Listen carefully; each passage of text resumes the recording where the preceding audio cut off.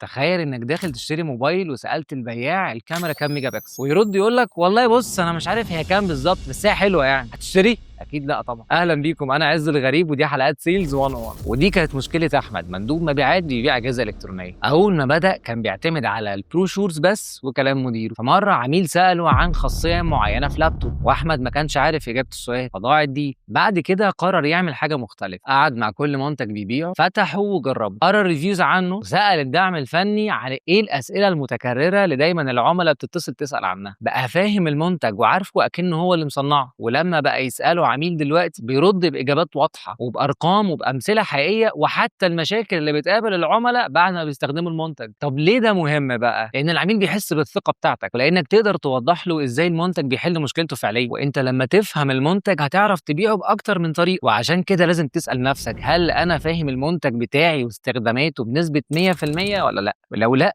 خصص ساعه كل يوم في وقت شغلك انك تذاكر المنتجات او المنتج او الخدمه اللي انت بتقدمها، اكنك عندك امتحان. لان كل سيلز كول هي امتحان بالنسبه لك، يا اما بتنجح فيه يا اما لا. جرب النقطه دي وشاركني في الكومنتس النتائج.